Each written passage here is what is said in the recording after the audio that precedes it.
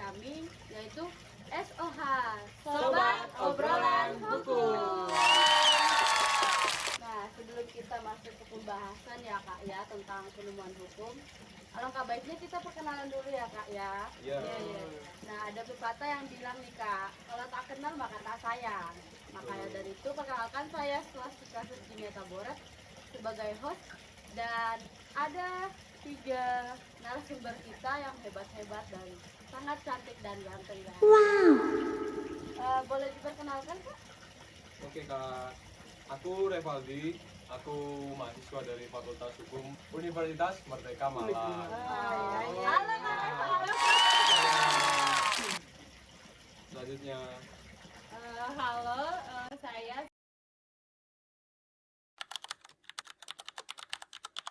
Putri Hasan Bunai dari Fakultas Negeri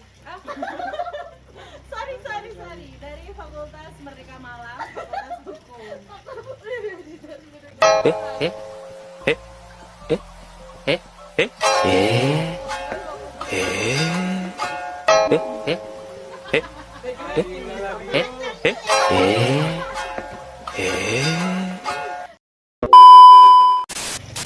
Nah, sekarang aku mau tanya ke Kak Juan nih. Kenapa sih konsep hukum ini muncul? Emang dulu itu nggak bisa langsung dipahami gitu ya Kak? Nah, itu pertanyaan yang bagus banget nih Kak Cica. Jadi kalau kita melihat secara historis itu penemuan hukum ini muncul karena dulu di abad ke-17 hingga ke-18 itu muncul yang namanya aliran legisme. Nah, aliran ini tuh dipelopori oleh beberapa tokoh seperti Montesquieu dan Rousseau. Mereka itu berpendapat bahwa satu-satunya sumber hukum itu ialah undang-undang. Masalahnya pandangan ini juga terlalu kaku ya Kak. Undang-undang memang mengatur tentang kepastian hukum, tapi di dunia ini seperti yang kita tahu itu sering berubah-ubah. Kadang ada kasus-kasus baru yang terjadi tapi belum diatur. Misalnya seperti dulu sebelum ada undang-undang ITE tentang kejahatan di media sosial. ya betul. Nah, di situ muncul kebutuhan agar hakim bisa lebih fleksibel dan mentafsirkan hukumnya juga lebih nggak kaku gitu loh Kak. Dengan mempertimbangkan keadilan dan nilai-nilai sosial. Kalau enggak, hukum bisa kehilangan daya gunanya dan justru menimbulkan ketidakadilan. Nah, makanya nih Kak, tujuan utama penemuan hukum itu ialah untuk menjaga keseimbangan antara kepastian hukum, kemanfaatan, dan keadilan. Jadi di sini tuh hakim itu bukan hanya sebagai untuk membaca teks, tetapi untuk mencapai keadilan dalam kehidupan masyarakat. Oh, begitu ya, Kak. Berarti kalau kalau hukum itu mati, penemuan hukum itu bisa menghidupkan kembali gitu ya, Kak? Nah, bener banget nih. Penemuan hukum itu kayak oksigen, Kak, buat hukum tetap bernafas dan relevan dengan perkembangan zaman kita sekarang. Nah, sekarang kita masuk yang ke bagian yang lebih teoritis ya, Kak. Tapi itu penting banget, Kak. Sistem penemuan hukum itu ada 2 ya, Kak. Yang pertama itu ada heteronom sama otonom. Kak Santi bisa jelasin sedikit tentang keduanya itu, Kak? Tentu Tika. Jadi penemuan hukum heteronom itu artinya hakim sepenuhnya tunduk pada undang-undang. Dia nggak bisa berkreasi atau menafsirkan semuanya dengan bebas. Semua keputusan harus berdasarkan pasal yang ada. Dan tokoh-tokoh yang mendukung sistem ini antara lain ada Montesquieu dan Immanuel Kant. Sebaliknya nih, dalam penemuan hukum otonom, hakim diberi kebebasan untuk berkreasi dalam mentafsirkan hukum sesuai dengan perkembangan masyarakat. Tokohnya seperti Eugene Ehrlich, Oliver Wendell Holmes, sama Paul Scholten.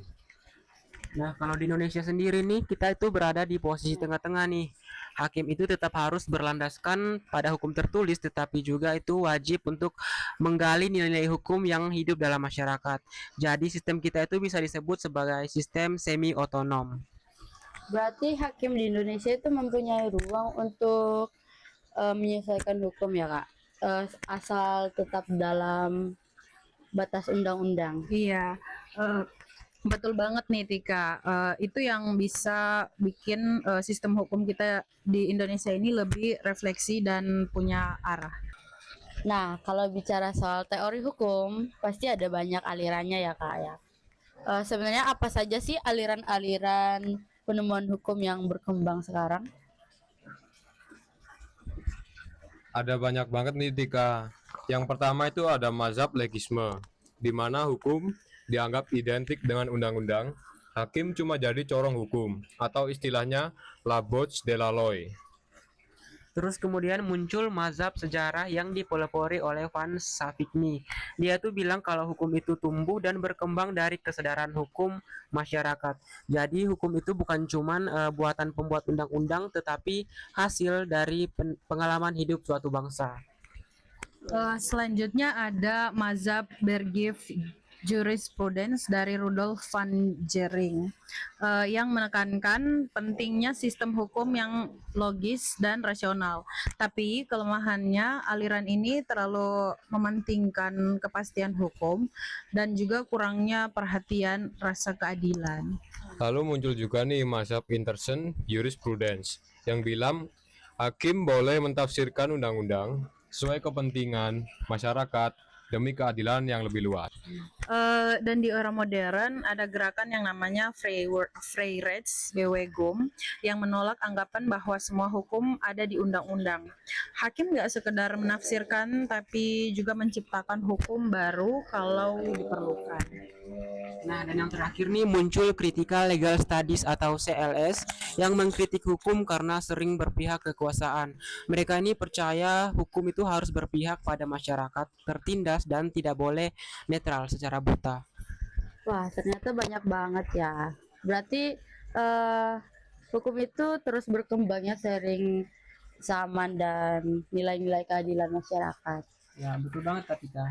Nah, sekarang kita akan bahas tentang gimana sih hakim melakukan penemuan hukum. Pak Revaldi bisa jelaskan sedikit tentang metode apa yang dipakai oleh hakim?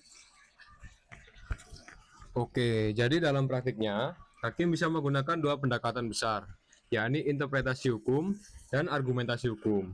Nah, untuk interpretasi hukum, ada beberapa jenis nih Kak. Interpretasi gramatikal, yaitu mentafsirkan kata sesuai arti dan bahasanya. Lalu interpretasi sistematis, melihat hubungan antar pasal dalam undang-undang. Interpretasi historis, menelusuri niat membuat undang-undang. Interpretasi teologis dan sosiologis, melihat tujuan sosial dari hukum. Dan interpretasi multidisipliner, yakni mengaitkan hukum dengan bidang lain seperti ekonomi, teknologi, dan budaya nih Kak. Sedangkan dalam argumen hukum ada metode analogi menyamakan kasus serupa. A contrario, menarik kebalikan logis, penyempitan hukum dan fiksi hukum. Semua ini dipakai agar putusan hakim tetap logis dan bisa dipertanggungjawabkan. Nah, pada intinya penemuan hukum ini tuh membantu hakim menjembatani antara teks hukum yang kaku dan realitas sosial yang terus berubah. Berarti hakim itu nggak bisa sembarang ya Kak ya. Berarti semua hukum itu tetap berdasar pada logika, moral, dan keadilan Ya, masyarakat. betul sekali Katika. Ya. Nah, ini yang paling terakhir ya. Kita akan membahas tentang penerapan di Indonesia. Ada contoh nggak sih penerapan hukum yang praktik peradilan kita? Banyak banget nih, misalnya dalam perkara waris adat di Bali dan Minangkabau, hakim seringkali menggunakan hukum adat karena KUHP Perdata enggak secara jelas mengatur sistem waris tradisional. Itu bentuk nyata penemuan hukum berdasarkan nilai-nilai masyarakat. Atau kasus sebelum ada UU Tindak Pidana Kekerasan Seksual atau UU TPKS, hakim mentafsirkan pasal di KUHP agar bisa menjerat pelaku kekerasan seksual meskipun belum ada aturan spesifiknya nih Kak. Nah, di situ terlihat bahwa penemuan hukum itu menjadi solusi supaya hukum nggak ketinggalan zaman nih Kak. Hakim itu punya peran penting menjaga agar hukum tetap hidup dan berpihak pada keadilan. Setuju banget Kak. Jadi kesimpulannya penemuan hukum bukan cuman soal menafsirkan pasal, tetapi bagaimana hukum bisa terus beradaptasi dan membawa keadilan untuk masyarakat. Benar. Hukum yang baik itu bukan yang kaku, tapi yang bisa hidup dan berkembang bareng masyarakatnya. Nah, keren banget obrolan kita di sore hari ini. Terima kasih buat Kak Rivaldi, Kak Santi, sama Kak Juan yang sudah bisa meluangkan waktu untuk sore hari ini ya. Sama-sama Tika. Senang bisa diskusi di sini ya.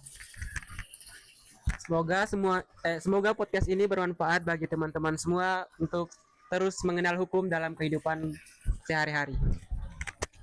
Betul, semoga makin banyak yang paham bahwa hukum itu bukan cuma pasal, tapi nilai-nilai kemanusiaan.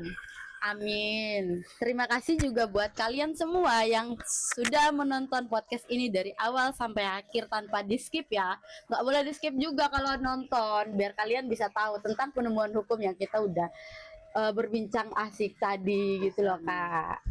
Karena itu kita SOH Sobat Obrolan Hukum pamit undur diri di sore hari yang cerah ini. Bye-bye.